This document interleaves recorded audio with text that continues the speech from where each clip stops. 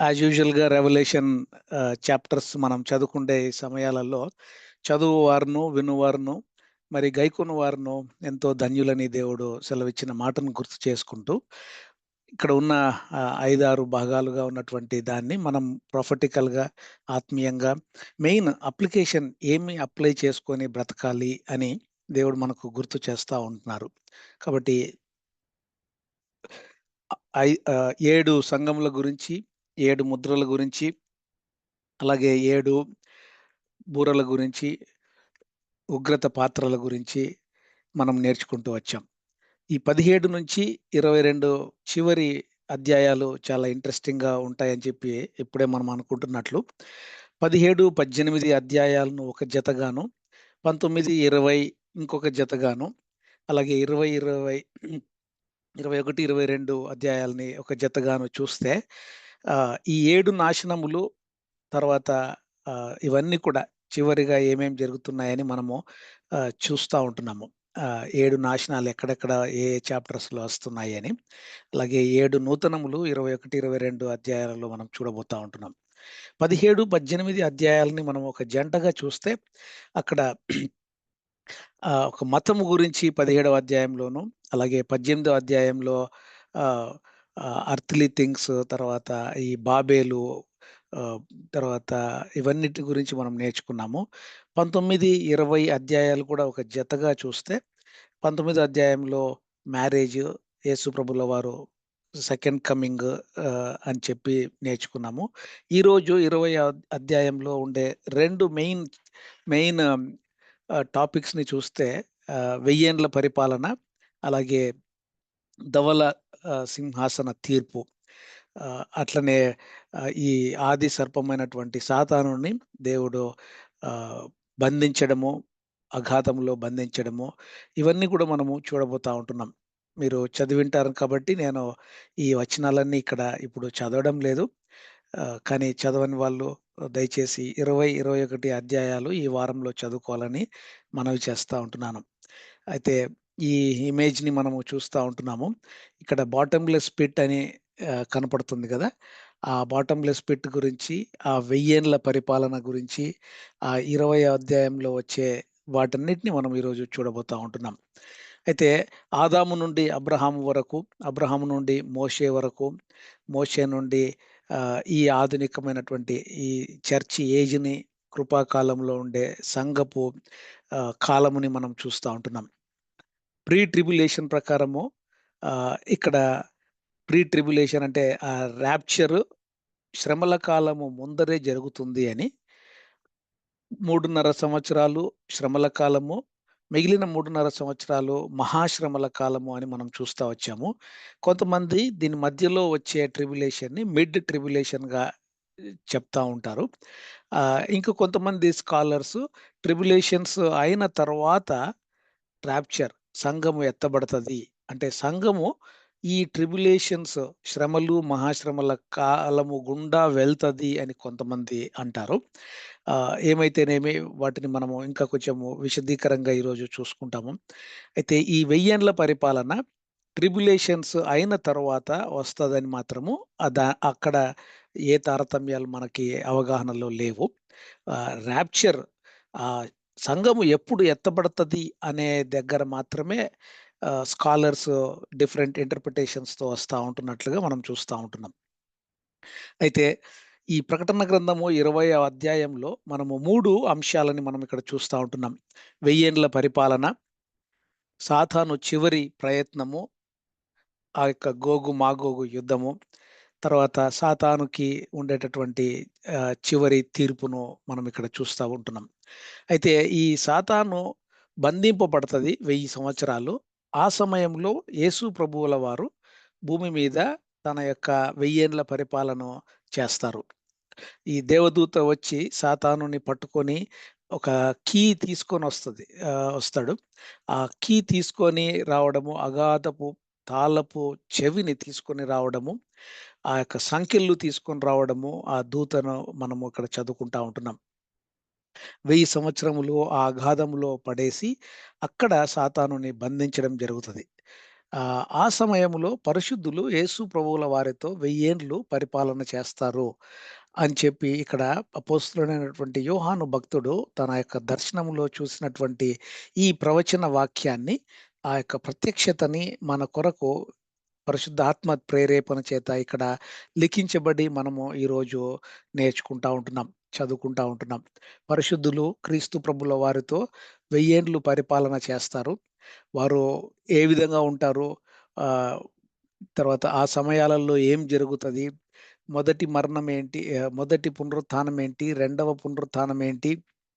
ఇవన్నీ కూడా మనము ఇంకా కొంచెము డీప్‌గా ఈ చాప్టర్‌లో చూసుకోబోతా ఉంటున్నాం.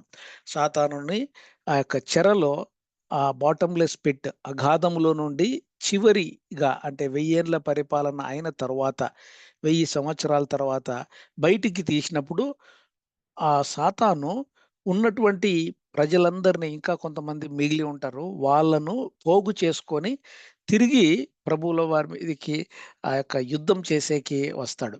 వచ్చి ఆ చివరి ప్రయత్నంలో ఓటమి పాలయ్యి అక్కడ వైట్ థ్రోన్ జడ్జిమెంట్ మహాసింహాసనపు తీర్పు, ధవల సింహాసనపు తీర్పు దగ్గర నిలబడి తీర్పు పొంది నరకాగ్నిలోకి పడదోయబడతాడు.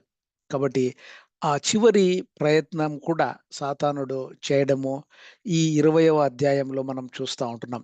అక్కడ ఆల్రెడీ ఈ అగాధములో క్రూర మృగము, అబద్ధ ప్రవక్త వారిద్దరిని దేవుడు 19వ అధ్యాయంలో ఆహ్, అక్కడే పడేసేసాడు. ఇప్పుడు ఇక్కడ ఈ సాతాను, అపవాది అయినటువంటి సాతానును ఈ సింహాసనపు తీర్పు తర్వాత దేవుడు ఆ నరకాగ్నిలోకి, నిత్యము మండేటటువంటి ఆ యొక్క నరకాగ్నిలోకి, ఫైర్ విత్ బ్రిమ్‌స్టోన్ ఫైర్ అని కూడా ఆహ్, ఇంగ్లీష్‌లో వ్రాయబడి ఉంటది. అక్కడ బుక్ ఆఫ్ లైఫ్ అని, తర్వాత మరి ఒక బుక్‌ని ఓపెన్ చేయడము, దాంట్లో ఎవరి పేరైతే లేదో వాళ్ళను కూడా ఆ సాతానుతో పాటి సాతాను అనుచరులను, ఇంకా కొంతమంది ఎవరైతే సాతాను ముద్ర వేయించుకొని సాతానుని ఫాలో చేశారో వారందరిని కూడా ఇక్కడ చివరిగా వేయడము జరుగుతది. కాబట్టి ఈ చివరిది ద లేక్ ఆఫ్ ఫైర్ అనేది మనము చూస్తా ఉంటున్నాం. ఆ యొక్క మరణము ఇక నిత్యము ఉంటది అని చెప్పి మనము అనేక చోట్ల చదువుకుంటూ వచ్చాం. ఈ 3 అంశాలను కొంచెము లోతుగా ఈ దినం మనము ధ్యానించుకునేదానికి దేవుడు మనకు సహాయము అనుగ్రహిస్తారు. అయితే 20 అధ్యాయము మొదటి వచనాలు చూసినప్పుడు ఒక దూత పెద్ద సంకెళ్లను చేత పట్టుకొని అగాధపు తాళపు చెవి కూడా తీసుకొని వచ్చి ఆ ఆది సర్పమైనటువంటి అపవాదిని సాతానును, ఆ ఆ ఘట సర్పముగా పిలువబడేటటువంటి ఆ సాతానును అగాధములో బంధించడము జరుగుతది. అయితే సాతాను యొక్క పతనము అని మనము ప్రకటన గ్రంథము ఇదివరకు చాప్టర్స్‌లో మనము చూస్తూ వచ్చాం. అయితే ఈ సాతాను యొక్క పతనాన్ని మనం చూసినప్పుడు పరలోకము నుండి సెకండ్ హెవెన్‌కి, సెకండ్ హెవెన్ నుంచి భూమి మీదికి, ఇప్పుడు భూమి మీద నుంచి బాటమ్‌లెస్ పిట్‌కు అంటే అగాధములోకి 1000 సంవత్సరములు బాటమ్‌లెస్ పిట్‌లో ఉండడము, అగాధములో ఉండడము, తర్వాత నిత్య నరకాగ్నిలోకి తోసివేయబడ్డము. 4 విధాలుగా, 4 అంచెలుగా ఈ యొక్క సాతాను పతనమును మనం ఇక్కడ చూస్తా ఉంటున్నాం. దయచేసి గమనించండి. He is the supreme Angel. కానీ ఆ సుప్రీమ్ ఏంజెల్‌ని ఇక్కడ ఎవరు బంధించబోతా ఉన్నారు? ఒక దూత. ఇక్కడ ముగ్గురు దూతలుగా మనము ఇదివరకు చూసుకున్నాం గదా! ఆహ్, మిఖాయేలు దూత, గబ్రియేలు దూత, అలాగే ఈ ఇక్కడ లూసిఫర్ దూత. ఈ లూసిఫర్ పడిపోయినప్పటి నుంచి ఏ పతనమైనటువంటి ఆ పతనమైన ఆ సీనియర్ ఏంజెల్, ద సుప్రీమ్ ఏంజెల్‌గా ఉన్నటువంటి స్థానంలో ఉన్నటువంటి ఆ సాతానుని ఒక చిన్న జూనియర్ ఏంజెల్ వచ్చి సంకెళ్ళుతో బంధించడం జరుగుతా ఉంటుంది. మనము అప్లికేషన్‌గా చూస్తే ఎవరైనా ఒక మంచి షెపర్డ్‌గా ఉండేటటువంటి సంఘంలో అయినా, ఫెలోషిప్‌లో అయినా ఆహ్, ఉన్న వారికి ఎదురుగా అంటే రెబెల్‌గా ఎవరైనా ఒకవేళ వెళ్తే, ఈ సాతానుకు పట్టిన గతి పడతదేమో అని చెప్పి ఇక్కడ మనము అప్లికేషన్ పాయింట్‌ని చూసుకోవచ్చు. ఎందుకంటే మనం గూడా చాలా ఈజీగా మన యొక్క ఆఫీసెస్‌లో అయితేనేమి, సంఘాలలో అయితేనేమి, సహవాసాలలో అయితేనేమి, ఆహ్, కొంతమంది మంచి షెపర్డ్స్‌గా, మంచి లీడర్స్‌గా ఉన్న వాళ్ళను కూడా వీళ్ళకు ఏదో వీళ్ళ యాటిట్యూడ్‌కి లేదా వీళ్ళకు నచ్చనిది ఏదైనా ఉంటే చాలా ఈజీగా మనము రెబెల్ చేసేస్తాం. సో, ఆహ్, ఒకవేళ ఆ లీడర్‌షిప్‌లో నిజంగా పాపము ఉంటే తప్ప, లేదా పరిశుద్ధమైనటువంటి కార్యాలకు అగెయిన్స్ట్‌గా ఉంటే తప్ప, దేవుడికి చాలా ఆహ్, మై ఆహ్, చాలా కోపం తెప్పిచ్చేటటువంటి కార్యాలు ఉంటే తప్ప, మనము రెబెల్‌గా ఉండడము మంచిది కాదని చెప్పి ఇక్కడ దేవుడు మనకు గుర్తు చేస్తా ఉంటున్నారు. ఈ సాతానుడిని యేసు ప్రభుల వారు భూమి మీద ఉన్నప్పుడు లూకా 8:31లో, మత్తయి 8:29లో ఆ యొక్క ఒక పిల్లవాడిని దయ్యము పట్టిన వాడిని ఆహ్, వదిలించినప్పుడు వాళ్ళు మేము ఒక సేన అని చెప్పి చెప్పడము, మమ్మల్ని అప్పుడే పంపించొద్దు అని చెప్పి వేడుకోవడము జరుగుతది. అంటే ఇక్కడ ఆ బాటమ్‌లెస్ పిట్ లేదా నరకంలోకి ఇప్పుడే మమ్మల్ని పంపించొద్దు అని చెప్పి వేడుకునేటటువంటి ఆ సేనని మనం ఇక్కడ యేసు ప్రభుల వారు స్వస్థపరిచినటువంటి ఆ మనిషి దగ్గర మనము ప్రస్తావించినట్లు చూస్తా ఉంటున్నాం. కాబట్టి మోసపుచ్చే వాళ్ళు ఎవరు అనంటే చాలా సార్లు మనం ఏమనుకుంటామంటే సాతాను మీదకి మోసపుచ్చే సాతాను అని చెప్పి సాతాను మీదకి బ్లేమ్ ఏసేస్తాం. కానీ చాలా క్లియర్‌గా వాక్య భాగాలున్నాయి గదా! రె రెండో యోహాను 1లోను, అలాగే రోమా 7:11లో, యాకోబు 1:26లో, ఈ 3 వచనాలను మనం చూసినప్పుడు ఎవరు మోసపుచ్చే వాళ్ళు అని చూస్తే సాతాను మోసపుస్తాడు. అలాగే సాతాను వలె వంచకులు కూడా ఉన్నారు. 2 యోహాను 1, 7 అధ్యాయంలో యేసుక్రీస్తు ప్రభుల వారు శరీరధారి అయి వచ్చెనని ఒప్పుకొనని వంచకులు అనేకులు లోకములో బయలుదేరి ఉన్నారు. కాబట్టి మనము ఎటువంటి బోధన వింటా ఉన్నాం. ఇక్కడ ఈ ఈ ఈ దినాలలో చూస్తే సాతాను బోధ అంటే లూసిఫర్‌ని వర్షిప్ చేసే వాళ్ళు కూడా కొన్ని సంఘాలు కూడా ఉన్నట్లుగా ఈ నార్త్ అమెరికాలో మనం గమనిస్తా ఉంటున్నాం. కాబట్టి వంచకులు ఉన్నారు. అలాగే తమ హృదయమే వారిని మోసపరిచేటటువంటి అంటే మనల్ని మనం కూడా మోసపరుచుకుంటామంట. కాబట్టి ముగ్గురున్నారు మోసపరిచేవారు. మనం ఎప్పుడు మర్చిపోకూడదు. ఎప్పుడు సాతాను మీద బ్లేమ్ ఎయడము, సాతాను అని బ్లేమ్ ఎయడం కంటే మొదట బాటమ్‌లెస్ అంటే బాటమ్ అప్ అప్రోచ్ అని అంటారు గదా! సో, మొదట మన హృదయమే మనల్ని మోసం చేస్తదేమో ఒకసారి గమనించుకోవాలి. మన పాపమే మనల్ని మోసపరుస్తదేమో గమనించుకోవాలి. అలాగే వంచకులు ఎవరైనా మనల్ని మోసపరుస్తున్నారా గమనించుకోవాలి. అలాగే సాతాను మోసానికి కూడా మనము త్రోవ తప్పిపోతున్నామా అని మనము గమనించుకోవాలని చెప్పి ఇక్కడ దేవుడు గుర్తు చేస్తా ఉంటున్నారు. అలాగే ఈ 20వ అధ్యాయంలో 2 తీర్పులను మనము గమనిస్తా ఉంటున్నాం.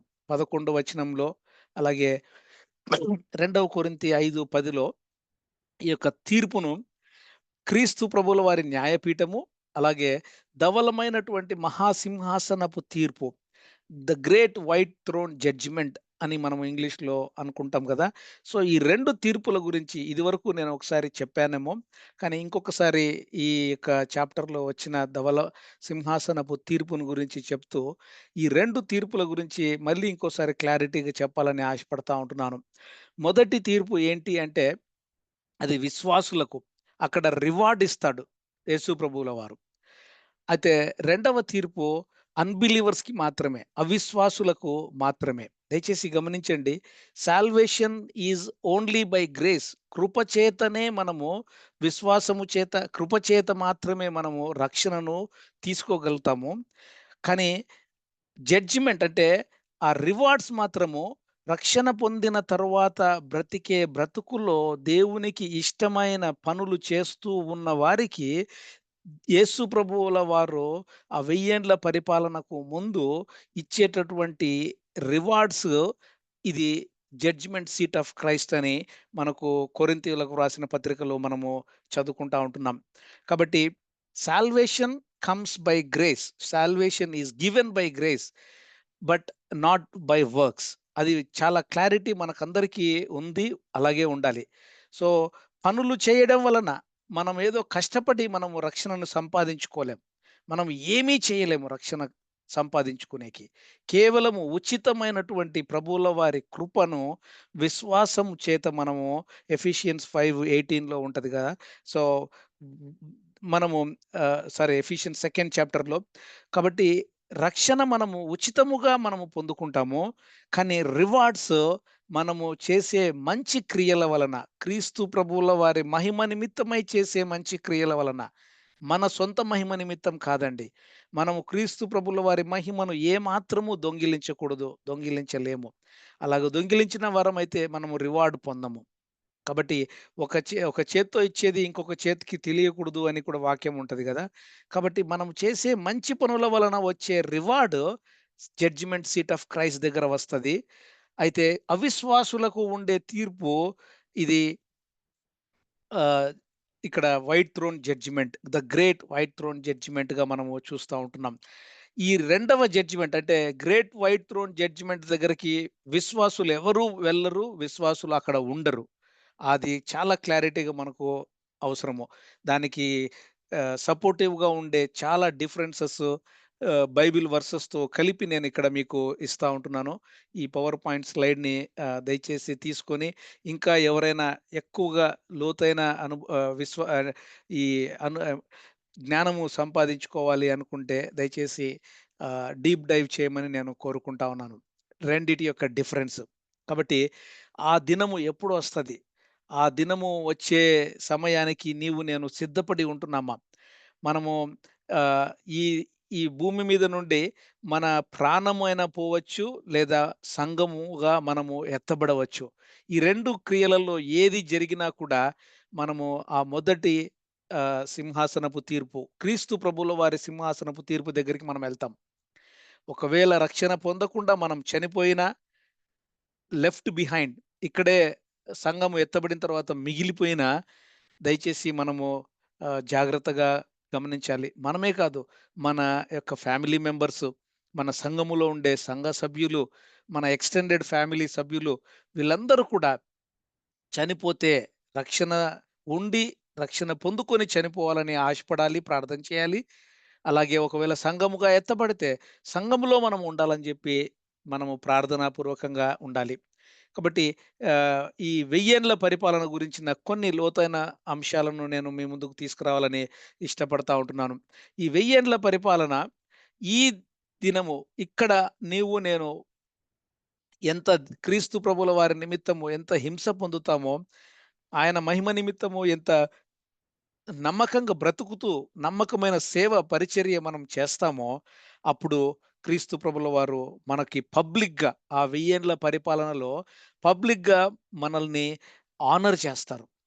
ఈ దినము, ఈ భూమి మీద, ఈ ఈ భూలోకంలో మనము ఆనర్‌ని ఎప్పుడు సీక్ చేయకూడదు. అంటే నేత్రాశ, జీవపు డంబము, శరీరాశ, వీటి గుండా మనం ఎప్పుడు వెళ్ళకూడదు. ఎప్పుడైతే మనల్ని మనం తగ్గించుకొని ప్రభువుల వారి మహిమమై నిమిత్తమై బ్రతుకుతామో, దేవుడు వెయ్యేండ్ల పరిపాలనలో మనల్ని పబ్లిక్‌గా ఆనర్ చేస్తారు. నీకు నాకు ఆ రాజ్యాన్ని ఇస్తాడు. నీవు నేను రూలర్స్‌గా ఉంటాము.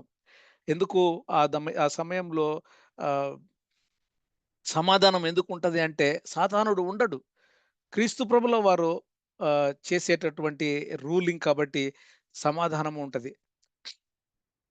అలాగే యేసుప్రభుల వారు వచ్చినప్పుడు యేసుప్రభుల వారు వస్తారు, వస్తారు అని ముస్లిమ్స్ అయితే వారు వారి యొక్క ఆహ్,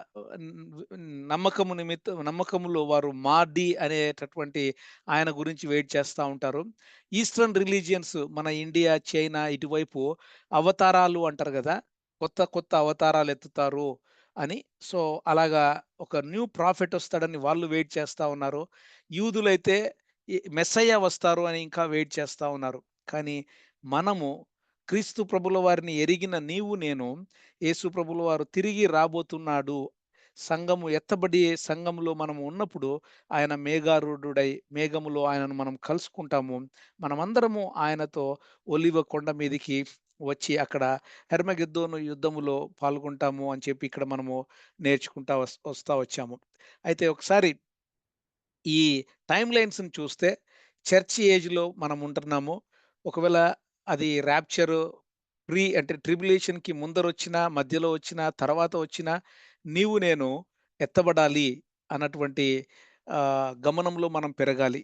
ఆహ్, ఆ పెరుగుతూ ఇక్కడ 20వ అధ్యాయంలో మొదటి పునరుత్థానము, రెండవ పునరుత్థానము అనేటటువంటి మాటలు నెక్స్ట్ వర్సెస్‌లో మనము ధ్యానించుకోబోతా ఉంటున్నాం. కాబట్టి అందుకు నేను ఈ టైమ్ లైన్స్ మీకు మరొకసారి చూపిస్తా ఉంటున్నాను. సో, ఫస్ట్ రెజరక్షన్ అంటే మొదటి పునరుత్థానంలో ఎవరుంటారు అంటే, ఎవరైతే సంఘములో ఉండి సంఘముతో ఎత్తబడతారో వాళ్ళుంటారు. అలాగే క్రీస్తు ప్రభువుల వారిని నమ్ముతూ ఈ ట్రిబ్యులేషన్ టైమ్‌లో ఒకవేళ ప్రీ ట్రిబ్యులేషన్ ప్రకారము సంఘము ఎత్తబడిపోయి ఉంటే, ఆ శ్రమల కాలము ఉండే ఆ 7 సంవత్సరాలలో ఈ సాతాను ముద్ర వేయించుకొనకుండా యేసు ప్రభుల వారిని నమ్ముకున్నటువంటి ఈ ఈ క్రైస్తవులు యూదులైనా, యూదేతరులైనా ప్రభువుల వారిని నమ్మినటువంటి వారు చనిపోతే హతసాక్షులుగా అయితే వాళ్ళు కూడా ఈ మొదటి పునరుత్థానంలో లేస్తారు. కాబట్టి అదే ఆహ్, హ్మ్. మొదటి పునరుత్థానంలో లేస్తారు. కాబట్టి ఈ సంఘము ఎత్తబడిన సంఘమునకు జడ్జిమెంట్ సీట్ ఆఫ్ క్రైస్ట్ అని అక్కడ దేవుడు యేసు ప్రభుల వారు వారికి రివార్డ్స్ ఇవ్వడము, ఆ రివార్డ్స్‌ని పబ్లిక్‌గా ఈ వెయ్యేండ్ల పరిపాలనలో యేసు ప్రభుల వారు పరిపాలించే ఆ సమయంలో ఆహ్ ఆ రివార్డ్‌ని బట్టి నేను నమ్మకంగా బ్రతికే బ్రతుకును బట్టి ఆ వెయ్యేండ్ల పరిపాలనలో దేవుడు నీకు నాకు కొన్ని పట్టణాలు అధికారము ఇవ్వడము, కొన్ని కొన్ని వాటిపైన దేవుడు ఆహ్, పరిపాలనలో అధికారాన్ని ఇవ్వడము జరుగుతది. అయితే ఈ రెండవ పునరుత్థానము ఎవరికి అంటే అది అన్‌రైచియస్ పీపుల్. ఎవరైతే ప్రభుల వారిని తిరస్కరించుతారో వారికి ఆహ్, ఆ యొక్క రెండవ పునరుత్థానమును ఇక్కడ ధవల సింహాసనపు తీర్పు దగ్గర వాళ్ళుంటారు. కాబట్టి ఇదంతా కూడా ఈ 70 వారాలు అని దానియేలు గ్రంథములో, యెర్మియా గ్రంథములో మనకు రాయబడి ఉంది. వీటిని నేను ఎక్కువగా ఎక్స్‌ప్లెయిన్ చేయడం లేదు కానీ, ఈ ఈ 70 వారాలు అన్నటువంటి ఆహ్, ప్రత్యేకమైనటువంటి ఒక సెషన్‌ని కూడా మనం కలిగి ఉండొచ్చు. కానీ ఈ 70 వారాల గురించి మీకు జస్ట్ ఊరికే కొంచెం మాత్రమే చెప్పాలని ఇష్టపడుతూ కొన్ని స్లైడ్స్‌ని మాత్రం ఇక్కడ చూపిస్తా ఉంటున్నాను. కాబట్టి ఆ 70 వారాలు అంటే ఒక్కొక్క వారము ఆహ్, 7 సెవెన్స్ అని అంటే ఒక్కొక్క వారమును 7 ఇయర్స్‌గా చూస్తే 49 ఇయర్స్ అలాగే 62 ఇయర్స్ 62 సెవెన్స్ అంటే 434 ఇయర్స్ ఈ విధంగా చూస్తే ఆ 70 వారాలను ఈ విధంగా ఆహ్, కాలిక్యులేట్ చేస్తే 490 ఇయర్స్‌గా మనము చూస్తా ఉంటున్నాం. కాబట్టి ఆ 490 ఇయర్స్ తర్వాత కూడా అక్కడ కొంత గ్రేస్ పీరియడ్‌ని కూడా మనము చూస్తా ఉంటున్నాం. ఆ గ్రేస్ పీరియడ్ కూడా 45 ఇయర్స్ అనే గ్రేస్ పీరియడ్‌ని కూడా మనం చూస్తా ఉంటున్నాం. కిందటి వారంలో నేను ఆహ్, ఈ ఇంకా శనివారం రాత్రి మనము ఏ క్షణమైనా ఉన్నాము అని చెప్పినప్పుడు బ్రదర్ ఒక పాయింట్ తెచ్చారు గదా! అంటే ఇంకా ఆల్‌మోస్ట్ ఉన్నామా? మరి శ్రమల కాలం కూడా ఉంది గదా! అని. కాబట్టి ఆ శ్రమల కాలము ఈ 45 ఇయర్స్ అనే ఒకవేళ ఆ సమయంలో ఏమైనా ఉండొచ్చేమో అని చెప్పి నేను అనుకుంటూ ఉన్నాను. కాబట్టి మొదటి పునరుత్థానము గురించిన మాట ఏంటి అంటే కొన్ని మాటలు నేను చెప్పాలని ఇష్టపడతా ఉంటున్నాను. లూకా 24వ అధ్యాయంలో మనము ఆహ్, ఆ యొక్క మొదటి పునరుత్థానము అంటే బాడీ ఉంటది. కానీ బ్లడ్ ఉండదు. శరీరం ఉంటది. తర్వాత ఎముకలు ఉంటాయి. కానీ రక్తం ఉండదు. అని చెప్పి మనము లూకా 24లో చూస్తా ఉంటున్నాం. ఒకరిని ఒకరు మనము అర్థం అంటే కనుక్కుంటాం. ఆహ్, మనము ప్రాబబ్లీ యోహాను భక్తుడు రాసినటువంటి అపోస్తులైనటువంటి యోహానును కూడా మనం చూస్తాం. ఆయన మీరు ప్రకటన గ్రంథం చదువుకున్నారా? మీరు ఈ విధంగా ప్రిపేర్ అయ్యారా? అని చెప్పి మనల్ని ఏమైనా ఆహ్, ఆహ్, షబాస్ అని కూడా చెప్పొచ్చేమో. మనం కూడా ఓహ్! మీరు నిజంగా ఎంత దైవ జ్ఞానముతో ఆ దినము మా కొరకు రాసి ఉంచారు అని చెప్పి మనం కూడా అప్రిషియేట్ చేయొచ్చు. ఈ విధంగా అపోస్తలులను తర్వాత ఎవరైతే హతసాక్షులుగా మనము బాగా ఇష్టపడేటటువంటి దైవజనులు కొంతమంది మన ముందరే హ్మ్, చనిపోయిన వారిని మనము ఆ రోజు ఒకవేళ గుర్తుపట్టొచ్చు. కాబట్టి ఆ విధంగా మొదటి పునరుత్థానంలో ఎవరు ఉంటారు అని మనం చూస్తే నిత్య జీవానికి అది మేల్కొల్పుగాను, నీతిమంతులు ఆ యొక్క మొదటి పునరుత్థానములో జీవ పునరుత్థానము, మంచి పునరుత్థానము, మొదటి పునరుత్థానముగా అనేక సందర్భాలలో వాక్య భాగాలను దేవుడు మన కొరకు లిఖించి పెట్టారు. కాబట్టి ఈ సెకండ్ రెండవ పునరుత్థానము ఏంటి అంటే అది అవమానమునకును, ధిక్కారానికిని సూచనగా ఉంటది. అది తీర్పు పునరుత్థానముగా చూస్తా ఉంటున్నాం. అనీతిమంతులు అంటే యేసు ప్రభువుల వారిని తిరస్కరించినటువంటి వాళ్ళు ఆ రెండవ పునరుత్థానంలో ఉంటారు అని ఇది మొదటి పునరుత్థానము 1000 ఏండ్ల పరిపాలనకు ముందర ఉంటది. సపోర్టింగ్ స్క్రిప్చర్స్ మొదటి కొరింథీ 15వ అధ్యాయము, రోమా 6:23.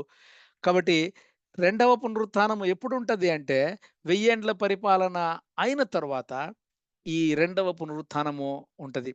ఈ ఆర్డర్ ఆఫ్ రెజరక్షన్ ఏ విధంగా పునరుత్థానము మనిషి జీవితంలో ఉంటది అని చూసినప్పుడు యేసు ప్రభువుల వారు మొదటిగా మనందరికంటే మనకందుకే ఎల్డెస్ట్ బ్రదర్ ఆయన ఎల్డర్ బ్రదర్‌గా మనము చూస్తా ఉంటున్నాం కదా! మనకంటే ముందుగా ఒక ఫోర్ రన్నర్‌గా మనకంటే ముందుగా లేచి ఆరోహణమయ్యి దేవుని సన్నిధానముకు పోయినటువంటి వారెవరు అంటే క్రీస్తు ప్రభువుల వారు. దాని తర్వాత సంఘముగా ఎత్తబడేటటువంటి సంఘములో చేర్చబడినటువంటి ఆయన బిడ్డలు.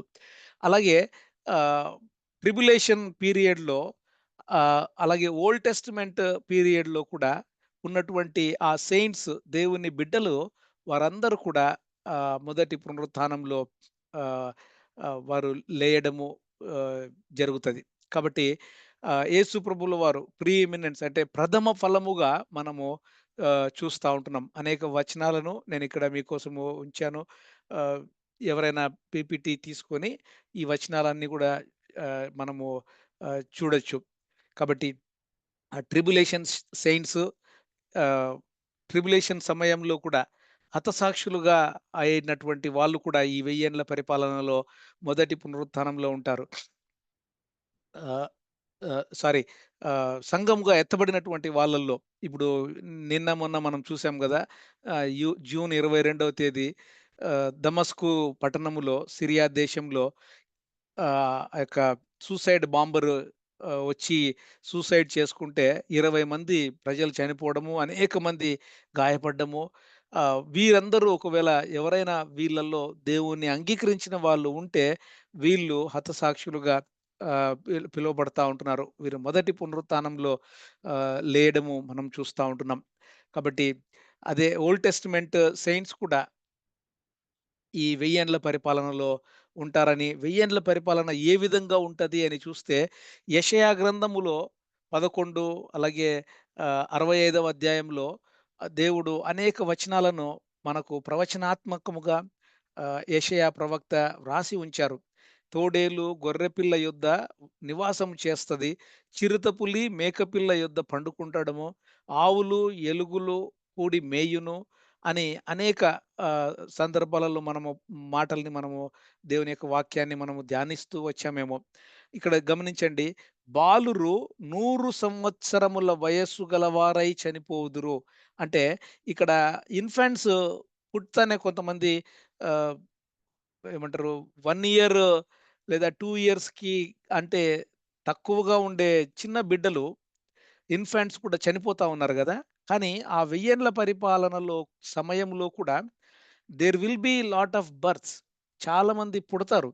కానీ ఆ సమయంలో వెయ్యేండ్ల పరిపాలన సమయములో పుట్టినటువంటి ఆ మనుషులకి కనీసము 100 సంవత్సరములు వారు, వారు యేసు ప్రభువును నమ్మినా, నమ్మకపోయినా వారికి మినిమమ్ 100 సంవత్సరాలు బ్రతికే బ్రతుకును అదే మనము పాత నిబంధన గ్రంథంలో చూస్తే కూడా ఈ నోవాహు తర్వాత ఆదాము నుండి నోవాహు వీరందరూ కూడా 600 సంవత్సరాలు, 900 సంవత్సరాలు ఇలాగా అనేక సంవత్సరాలు బ్రతికినటువంటి ఆ కాలమానాన్ని మనము చదువుకుంటూ వచ్చాం. వెయ్యేండ్ల పరిపాలన సమయంలో కూడా there will still be births. ప్రజలు పుడుతూ ఉంటారు. అయితే వారికి 100 సంవత్సరములు బ్రతికే ఆయుష్షును దేవుడు ఇస్తా ఉంటున్నారు.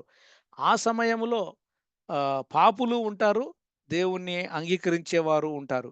పరిశుద్ధాత్మ దేవుడు ఉండరు కానీ, వారంతట వారు పాత నిబంధన గ్రంథంలో ఏ విధంగా అయితే దేవుణ్ణి విశ్వసించారో, ఆ విధంగా వెయ్యేండ్ల పరిపాలన సమయంలో వారంతట వారికి ఉన్నటువంటి మనస్సాక్షిని బట్టి యేసు ప్రభుల వారిని వారు అంగీకరిస్తే వారికి అక్కడ రక్షణ దొరకడము జరుగుతుంది. కాబట్టి యెషయా 65వ అధ్యాయంలో కూడా అనేక వచనాలున్నాయి. కాబట్టి ఇంకా కీర్తనలు, ఆహ్, ఇర్మియా అలాగే ప్రకటన గ్రంథము అనేక వచనాలను నేను మీకోసం ఇక్కడ ఉంచాను. దయచేసి ఎవరైనా డీప్ డైవ్ చేయాలంటే మనం చూసుకోవచ్చు. అలాగే ఎవరు ఉంటారు ఆ వెయ్యేండ్ల పరిపాలన సమయంలో అంటే 2 రకాలైనటువంటి ప్రజలు ఉంటారు. సంఘముగా ఎత్తబడినటువంటి వారు అది వారికి ఇమ్మార్టల్ బాడీస్. అంటే అమర్త్యతను ధరించుకొనును అని కూడా మనం చదువుకుంటున్నాం గదా! కాబట్టి ఇమ్మార్టల్ బాడీ ఉండడము. వారు ఎవరు అంటే మళ్ళీ వాళ్ళు 3 టైప్స్ ఆఫ్ ప్రజలు. సంఘముగా ఎత్తబడినటువంటి వారు, మహాశ్రమల కాలములో హతసాక్షులుగా అయినటువంటి వారు, అలాగే ఓల్డ్ టెస్టమెంట్ పాత నిబంధన దేవుని యొక్క బిడ్డలు. ఈ ముగ్గురు వెయ్యేండ్ల పరిపాలన సమయంలో ఉంటారు. ముగ్గురిలోకి సంఘమునకు సంఘములో ఉన్నటువంటి వారికి ఒక ఆధిక్యత, ఒక ప్రత్యేకతను మనము చదువుకుంటూ కూడా వచ్చాం. అయితే ఈ అర్త్‌లీ బాడీస్ కూడా అప్పట్లో ఆ వెయ్యేండ్ల పరిపాలన సమయంలో బిలీవింగ్ జ్యూస్ ఉంటారు. బిలీవింగ్ యూదేతరులు ఉంటారు. మనుషులు పుడుతూ ఉంటారు. పాపము కూడా అక్కడ వారు దేవుణ్ణి అంగీకరించకుండా యేసు ప్రభుల వారిని ధిక్కరించే పాపము కూడా వారు ఉంటారు. కానీ వారికి 100 సంవత్సరాలు బ్రతికే ఆయుస్సును కూడా దేవుడిస్తా ఉంటున్నారు. పొలిటికల్‌గా ఎవరైతే అక్కడ పొలిటికల్‌గా రూల్ చేయడము, జయించు వారికి ఆయన ఆహ్, కొన్ని దేశాల పైన అధికారం ఇవ్వడము, ఆయన సింహాసనము పైన ఆహ్, నేను కూర్చుండబెట్టుకుంటాను అని చెప్పి ప్రకటన గ్రంథము 3:21లో కూడా మనం చూసాం. కాబట్టి అనేక వచనాలున్నాయి. ఆ రాజకీయంగా ఏ విధంగా ఉంటది? ఆ పొలిటికల్ రూలింగ్ యేసు ప్రభువుల వారు రాజులకు రాజును, ప్రభువులకు ప్రభువుగా ఉంటారు. ఆయన రాజ్యము చేస్తా ఉంటాడు. చాలామంది నేను ఇక్కడ ఒక ఒక మంచి ఒక అంటే ఒక పాట ఒక పాయింట్‌ని నేను చెప్పాలని ఇష్టపడతా ఉంటున్నాను. ఇప్పుడు ఉన్న పొలిటికల్ వరల్డ్ లేదా ఈ లోకాధికారి ఎవరు అంటే సాతానుడు. ఇప్పుడు ఉన్నటువంటి ఈ పొలిటికల్ లీడర్స్ అందరూ కూడా ఆహ్, ఏదైతేనేమి వారు ఆ లోకాధికారి అయిన సాతానుకు అక్కడో, ఇక్కడో, ఎక్కడో ఒక చోట వారు ఆహ్, ఆ సాతానుడు చెప్పినటువంటి ఆ యొక్క ఇన్‌ఫ్లూయెన్స్‌లో ఉంటారేమో! కానీ ఇక్కడ వెయ్యేండ్ల పరిపాలనలో యేసు ప్రభుల వారు ఇన్‌ఫ్లూయెన్స్‌లో సమాధానము, శాంతి సమాధానాలతో ఉంటది. కాబట్టి ఒకవేళ గివెన్ అన్ ఆపర్చునిటీ మనము ఈ వెయ్యేండ్ల పరిపాలనలో ప్రభువుల వారి రాజ్యములో ఒకవేళ ఆ పరిపాలనలో మనము అధికారం కలిగి ఉండడము ఆహ్, బాగుంటదేమో ఇక్కడి కంటే. ఇక్కడ ప్రైమ్ మినిస్టర్‌గా లేదా ప్రెసిడెంట్‌గా లేదా కౌన్సిలర్‌గా ఒక ఒక పొలిటికల్ లీడర్‌గా కావాలనే ఆశ ఇక్కడ ఉండేదానికంటే, వెయ్యేండ్ల పరిపాలనలో ప్రభువుల వారు పరిపాలించే ఆ ప్రభువుల వారి దగ్గర ఆయన రాజ్యములో మనము ఆహ్, కొంత స్థానం కలిగి ఉండాలి అంటే, ఈ భూమి మీద నీవు నేను సీక్రెట్‌గా ఆయన మహిమ నిమిత్తమై పని చేసినప్పుడు, అక్కడ పబ్లిక్‌గా దేవుడు నీకు నాకు ఆ యొక్క రాజ్యములో పాలు పొందే అవకాశాన్ని ఇస్తారేమో. కాబట్టి ఆ రాజ్యము గురించి, ఆ వెయ్యేండ్ల పరిపాలన గురించి దేవుడు ఎందుకో మరి ఈరోజు సాయంకాల సమయమున మనందరికీ కూడా చాలా డీప్‌గా మనకు చెప్తా ఉంటున్నారు. కాబట్టి సామాజికంగా ఎట్లా ఉంటది? యెషయా 35వ అధ్యాయంలో అక్కడ అందరికీ స్వస్థత ఉంటది. ఆహ్, చాలా వచనాలున్నాయి. నేనవన్నీ మీకు ఎక్స్‌ప్లెయిన్ చేయడం లేదు. కాబట్టి సామాజికంగా ఎలాగుంటది, పొలిటికల్‌గా ఎలాగుంటది, అక్కడ ఏమి మాత్రము యుద్ధాలు ఉండవు. ఈరోజు మనం చూసేటటువంటి అన్‌ఫెయిర్ వార్స్ అక్కడ ఏమి ఉండవు. వెయ్యేండ్లు యేసు ప్రభుల వారు పరిపాలించే పరిపాలన ఎంత సస్యశ్యామలంగా ఉంటదో ఆ రాజ్యం కొరకై మనము ఆరాటపడాలని. ఒకసారి మనం గమనిస్తే మనమందరము ప్రాబబ్లీ వేరే వేరే దేశాల నుండి ఒకవేళ ఇంకొక దేశానికి మనం ఏమైనా వచ్చామేమో. ఆ దేశానికి వెళ్ళేటప్పుడు ఆ దేశంలో ఎలాగా ఉంటదో మనకు తెలీదు. కానీ తెలిసి తెలియక మనం వచ్చేసాం. వచ్చిన తర్వాత వచ్చిన మొదటి 3, 4 రోజులు, 1 వీకు కొన్ని సర్‌ప్రైజెస్ ఉంటాయి.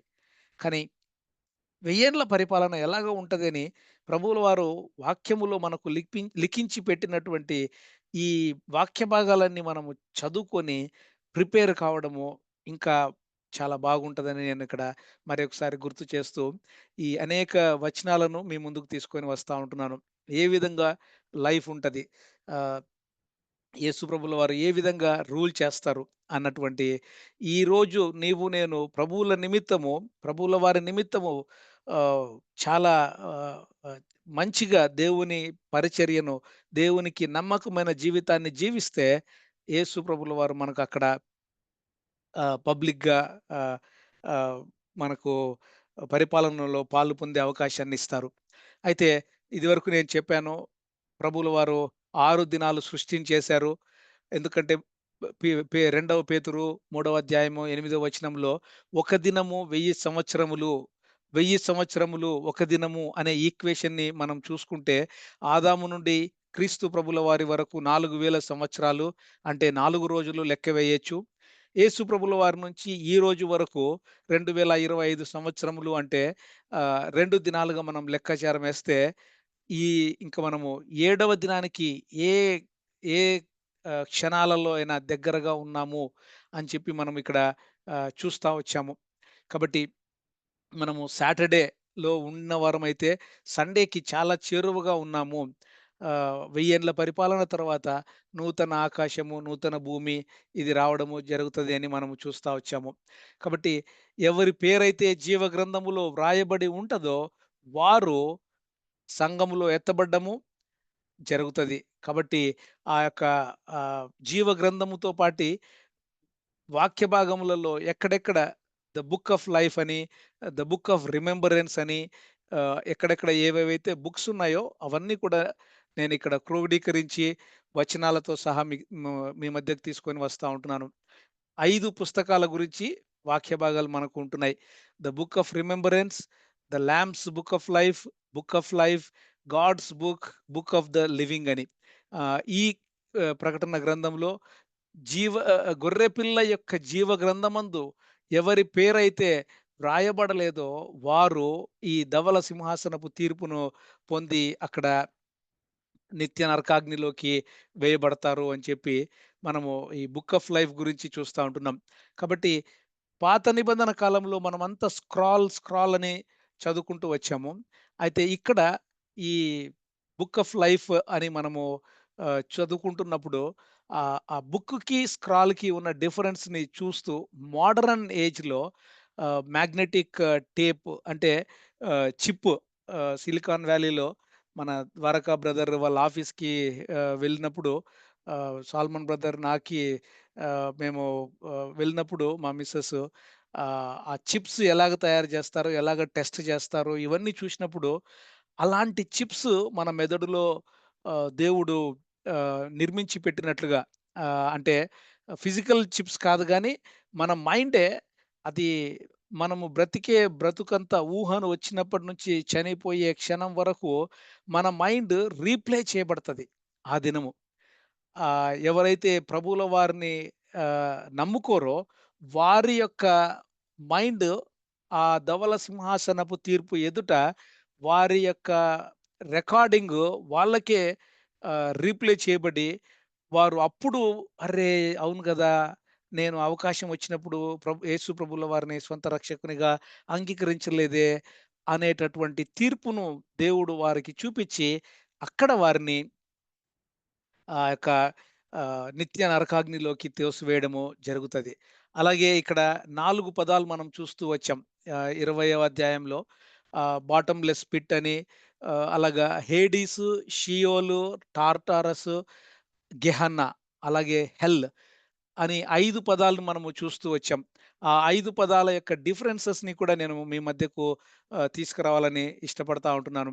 ఆహ్, గ్రేవ్, హెల్, బాటమ్‌లెస్ పిట్, తర్వాత పిట్ ఇలాగా చాలా పదాలను వాటి యొక్క రెఫరెన్సెస్‌ని కూడా మీ ముందుకు తీసుకొని వస్తా ఉంటున్నాను. కనీసము 30 బైబిల్ వర్సెస్ ఉన్నట్లుగా బాటమ్‌లెస్ పిట్ ఎక్కడ ఉంటది అని మనం చూస్తే వీలైతే ఆహ్, మనము షేరింగ్ టైమ్‌లో ప్రశ్నోత్తర సమయంలో ఈ ఇమేజ్‌ని గురించి మనం డీప్‌గా చూసుకోవచ్చు. షియోల్ లేదా హేడీస్ అంటే అవి గ్రీకు, హీబ్రీ పదాలు. పాత నిబంధన గ్రంథంలో చనిపోయిన లాజరు, అలాగే రిచ్ మ్యాన్, ఆహ్, మనం గురించి చదువుకుంటూ వచ్చాము. ఆ యొక్క ఆహ్, వాటి యొక్క వారిద్దరి యొక్క ఆహ్, ఆహ్, స్ వారు ఉన్నటువంటి ఆ ప్రదేశాల గురించి చదువుకుంటూ వచ్చాము.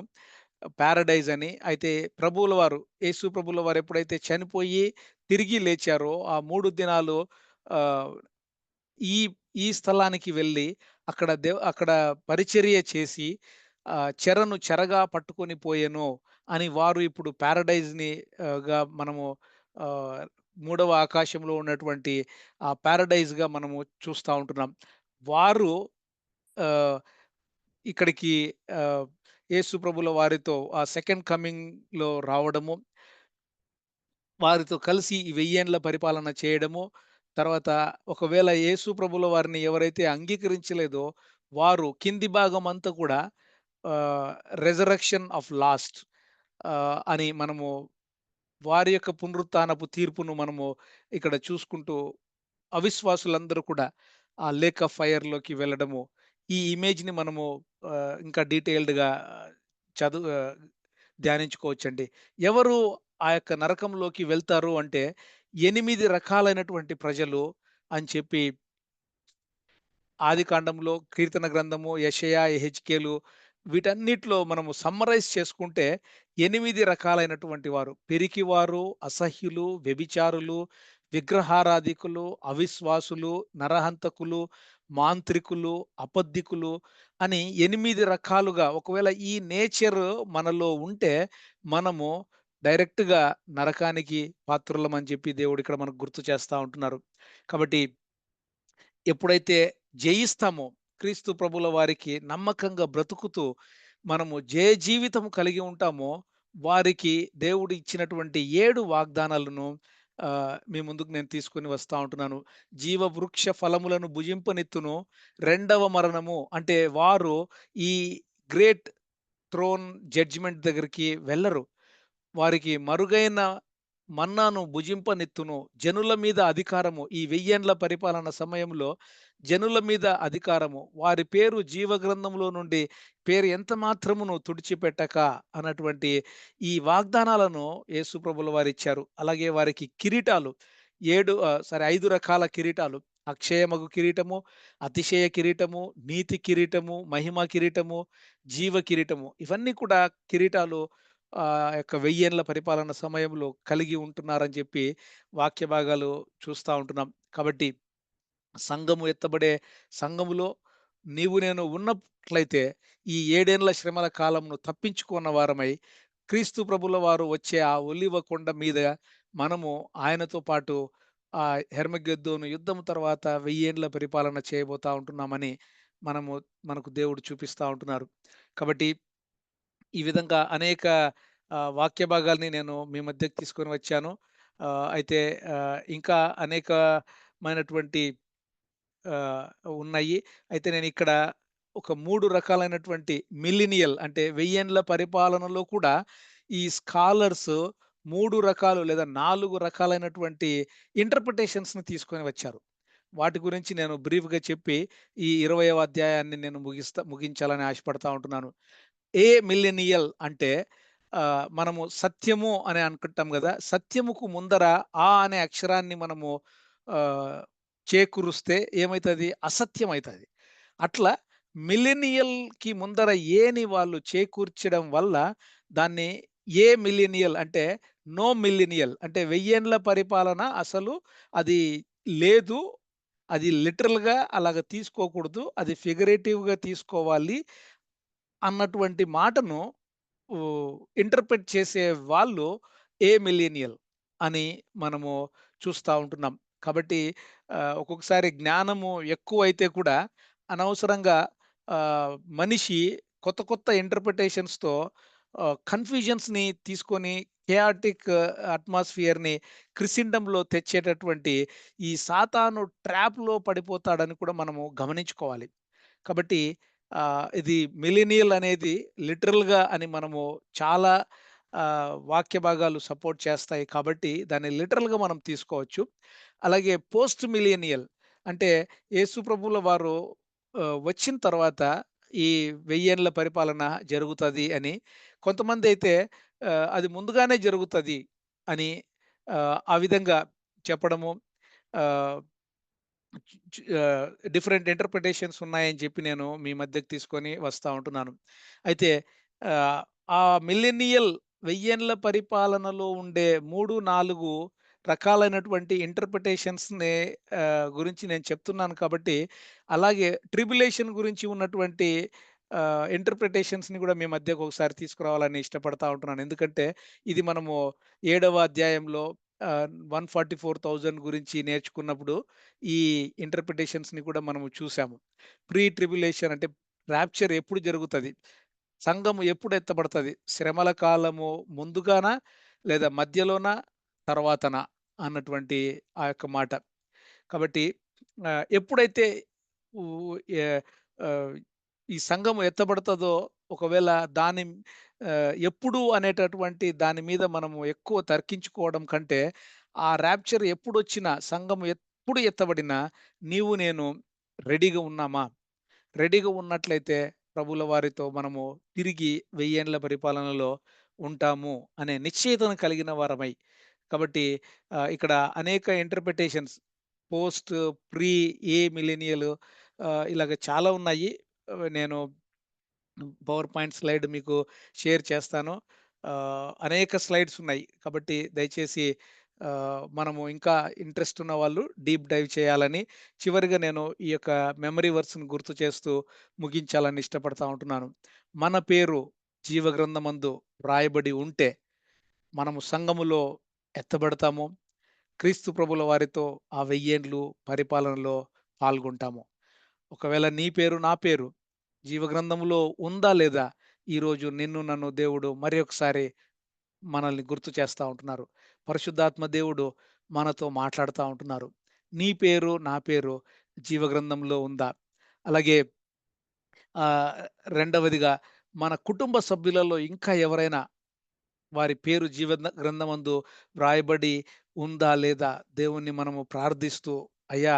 మనము గోజాడుకుంటూ అలాగే మన సంఘ సభ్యులు అవును. మనము ఆదివారం ప్రార్థన చేస్తుంటున్నాము, చేస్తుంటున్నాము, కలిసి ఫెలోషిప్‌గా కలిగి ఉంటున్నాము.